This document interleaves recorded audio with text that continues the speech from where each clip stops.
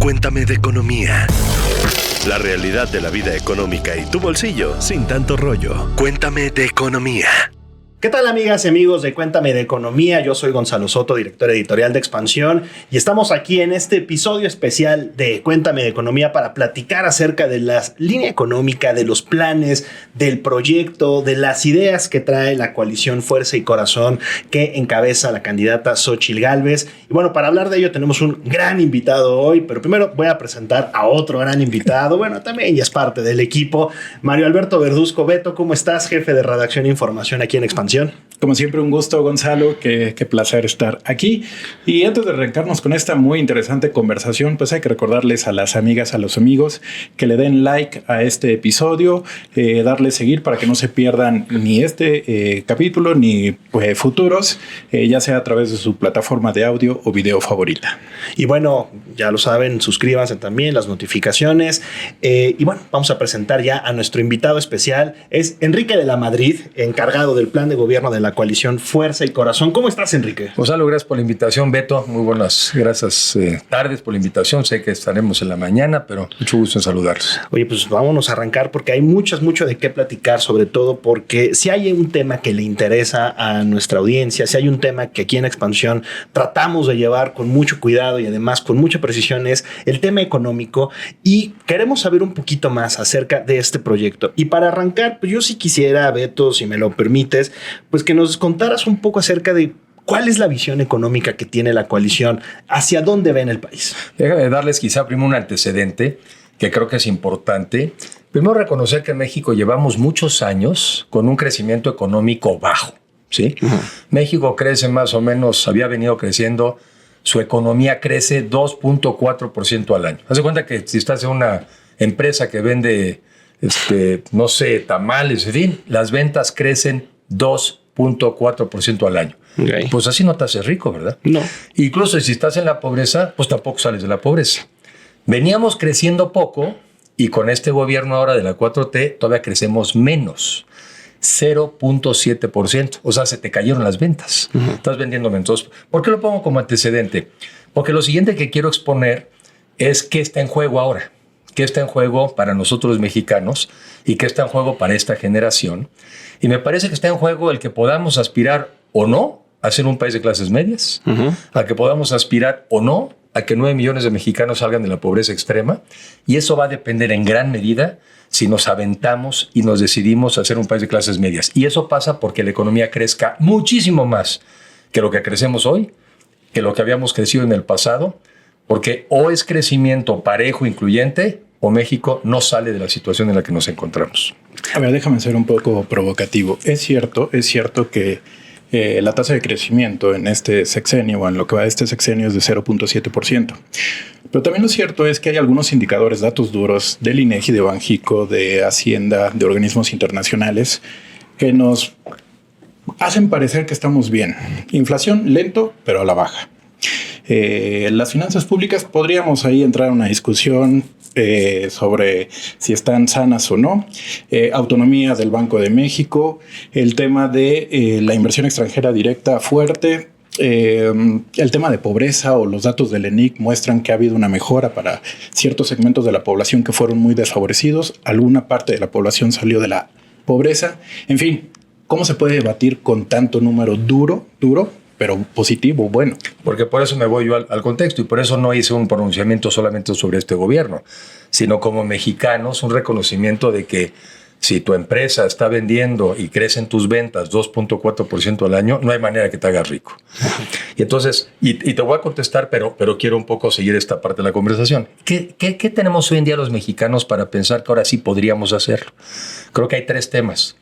Uno, tenemos una crisis de cambio climático, que decía Mario Molina antes de morir, que es el problema más grave de esta generación. Entonces ahora sí tenemos un problemón en el cual además vamos tarde, pero la parte positiva es que para resolver ese problema aparece todo un sector económico que a nosotros los mexicanos nos podría dar empleos. O sea, para combatir el cambio climático hay que irse hacia las energías renovables y podríamos estar generando, dicen algunos, 800,000 empleos adicionales cada año. Ahí tienes un motor de crecimiento. Uh-huh.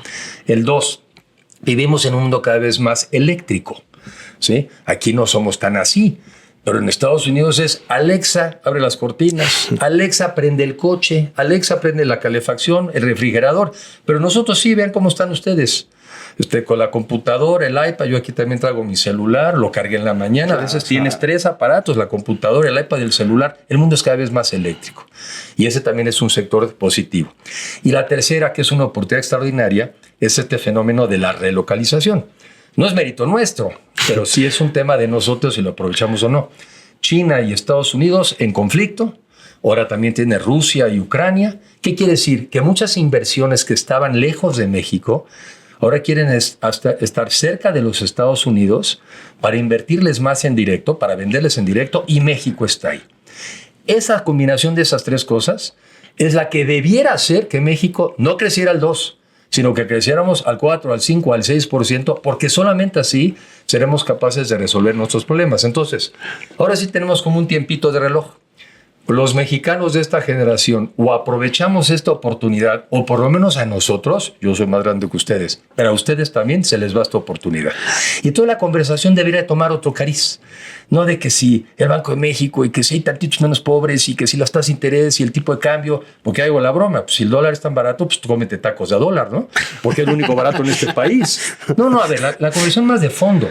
¿Cómo vamos a aprovechar esta oportunidad y no se nos vaya de las manos? Y yo creo que es el tipo de cosas que quiero poner sobre la mesa. Son estos, a ver, los 3 motores que más nos estás delineando de la economía en los próximos años.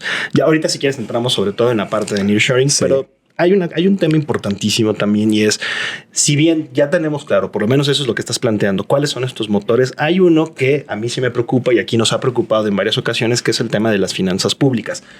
Reforma hacendaria. ¿Sí o no? Primero yo te diría que las finanzas públicas no están sanas, que además es un cuentito que hemos estado oyendo durante muchos años, incluso hasta el sector empresarial se lo había comprado y no hay nada más falso que eso.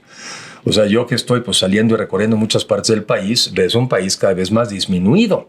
O sea, pues, tú puedes tener disque finanzas públicas sanas en términos de que te cuadren los números, pero una mentira de este gobierno es que la deuda pública te ha crecido y te va a crecer cerca de un 50% o más en estos 6 años. El presidente va a acabar diciendo que no hubo deuda. Bueno, pues siempre va a mexicanos que se la crean. Pero es una herencia tremenda la que va a recibir la siguiente administración. Es una realidad de que la deuda creció. Lo más triste, no pasa nada si te endeudas. Eso no pasa nada. Siempre y cuando si te endeudas para algo útil. Parte de nuestro problema ha sido que se han endeudado para construir unas obras faraónicas que yo puedo absolutamente aquí asegurarles que son perdedoras. No hay manera que salgan las cuentas del Tren Maya. No hay forma. No hay manera que salgan las cuentas de la refinería de Dos Bocas. No hay forma.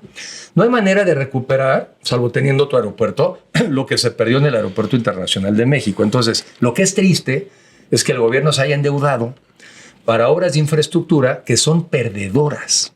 Finanzas públicas. Quizá el tema más grave de finanzas públicas de hoy se llama Pemex. Pemex, que tampoco empezó en este gobierno. Que los problemas no empezaron en este gobierno. Pero ¿cómo son buenos para empeorar las cosas? ¿No? Eso sí es bueno como su fuerte. Critican el pasado, pero todo lo que hacen lo hacen peor. Pero bueno, ese ya es un tema de ellos. Pemex es un problemón porque Pemex pierde dinero. Y mientras que Pemex en el pasado pues siempre fue un proveedor de recursos pues para que sacáramos para escuelas, para hospitales, para infraestructura, hoy a Pemex no nos da. Pemex nos quita. Ese es un problemón. Ahora, se resuelve fácil, la verdad fácil, quitando a la administración de Pemex hoy, que son una bola de ineptos, de incompetentes y hasta podría decir uno criminales. Entonces, las finanzas públicas dependerán mucho, no tanto de los impuestos. A mí no me gustaría que me subieran los impuestos para que hagan otro 2 bocas, para que hicieran 3 bocas.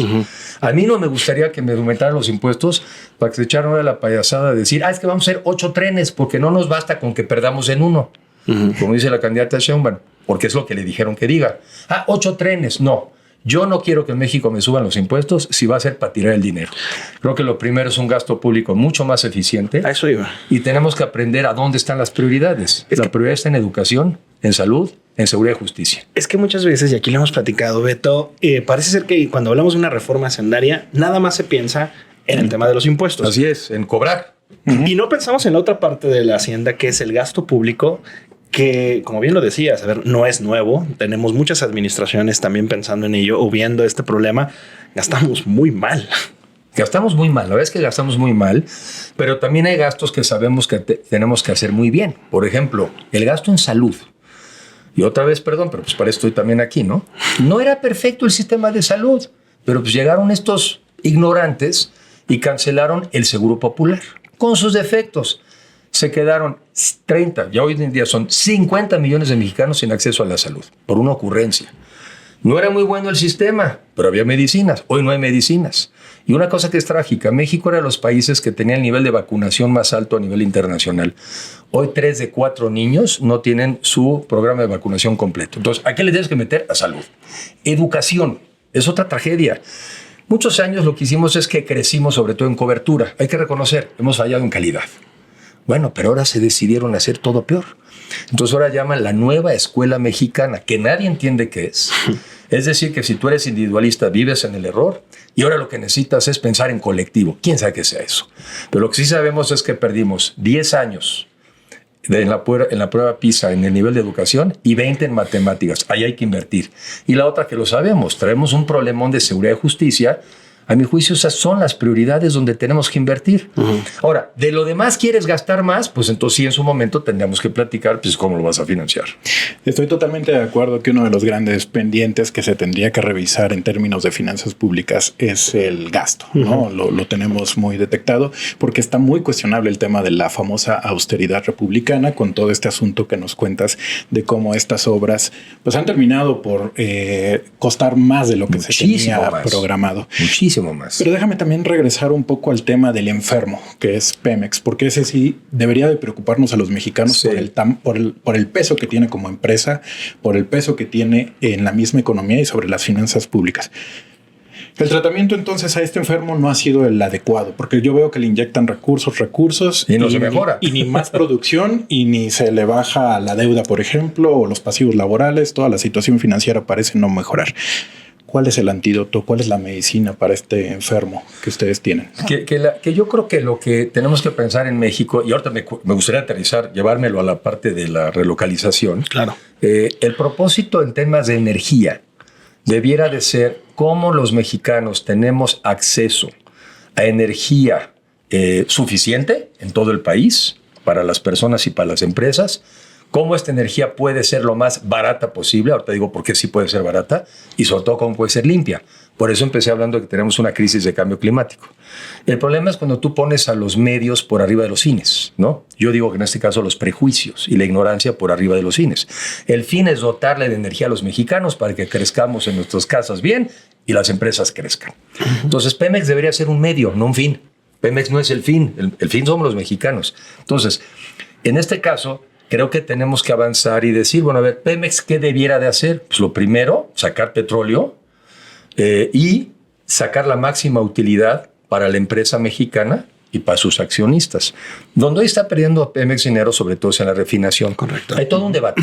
Y yo últimamente le he entrado para oír los diferentes puntos de vista. Hay gente que te dice, la refinación es perdedora, hay que salirse de la refinación. Es de márgenes pequeñitos. Es de márgenes pequeñísimos y en la nuestra pierde por alguna extraña razón casi siempre.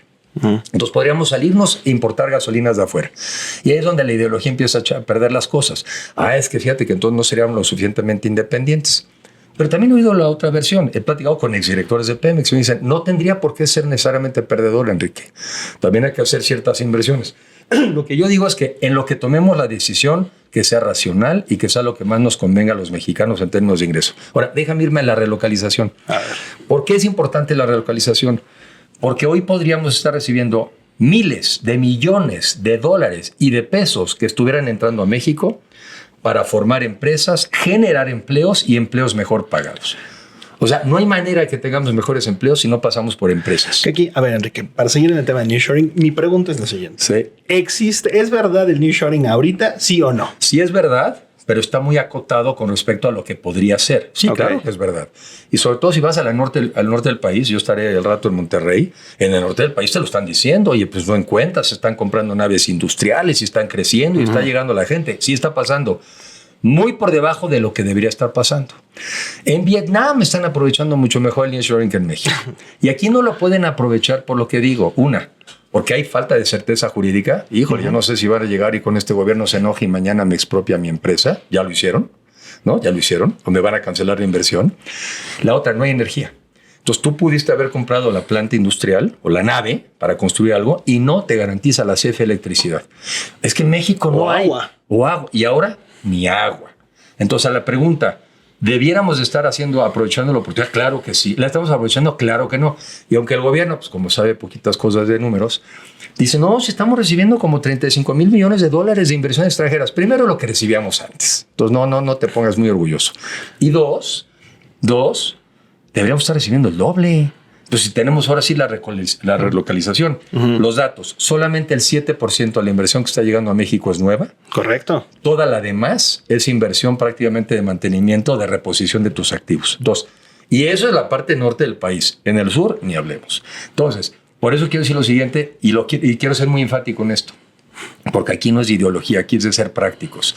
Esta es la oportunidad que tenemos los mexicanos para reanimar nuestra economía, para tomar impulso y sobre todo para traer el tipo de empresas que queremos.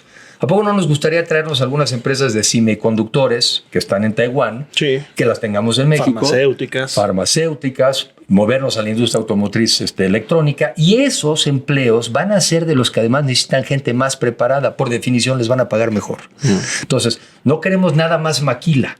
Queremos traernos empresas que necesiten a mexicanos más capacitados. El reto entonces capacitarnos y tener esas oportunidades. Si se nos va esta, les puedo asegurar, se nos va el tren. Como el Tren Maya, así se nos va. A ver, Enrique, déjame seguir en mi plan de provocativo. Tú inténtale.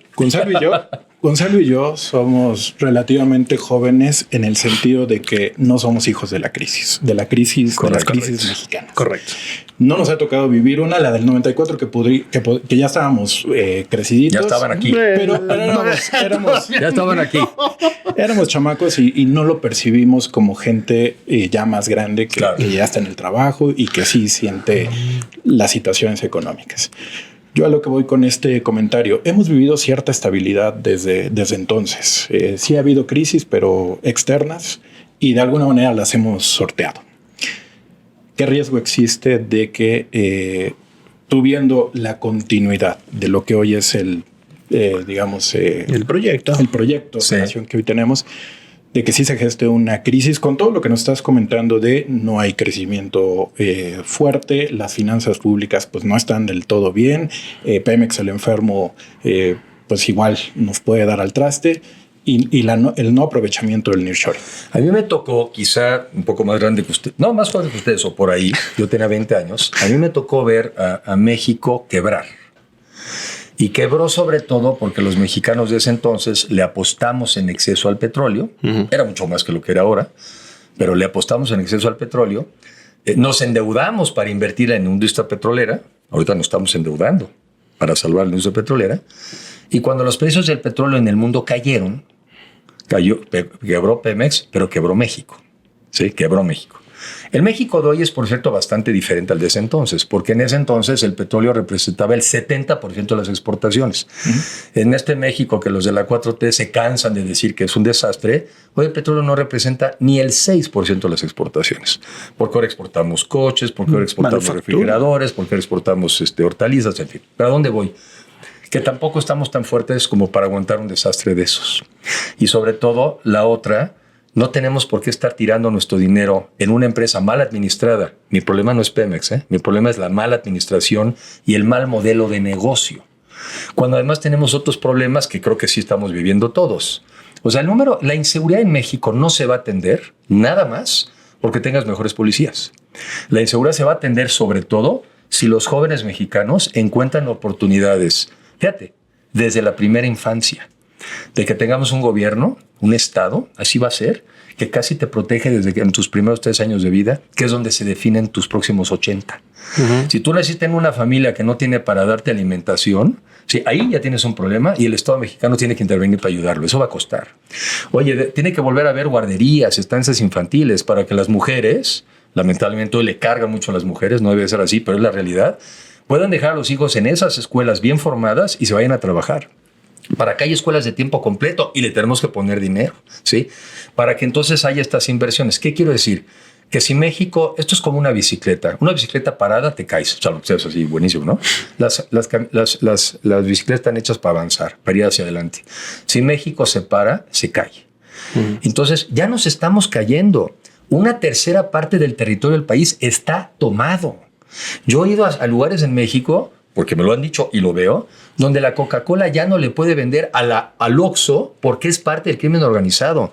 No pueden las tabacaleras venderle al Oxxo. No pueden los productores de maíz venderle a las tortillerías. Está tomado. Y en parte porque está tomado, y me voy a algo muy básico, porque para muchos jóvenes hoy, al no tener alternativas, la alternativa que tienes es el crimen organizado. Entonces, si tú no tienes una economía que te dé una alternativa, esa es tu alternativa. Entonces, me voy a lo más básico. Si nosotros en México no generamos una economía que crezca mucho, que dé oportunidades, estamos destinados al fracaso. Estamos destinados al fracaso.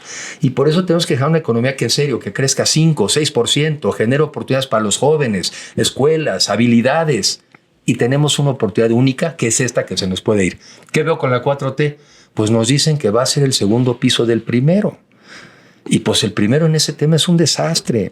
A ver, yo no tengo problema con los programas sociales. Siempre se necesitarán y siempre serán un subsidio, un poco un temporal, mientras te ayudo.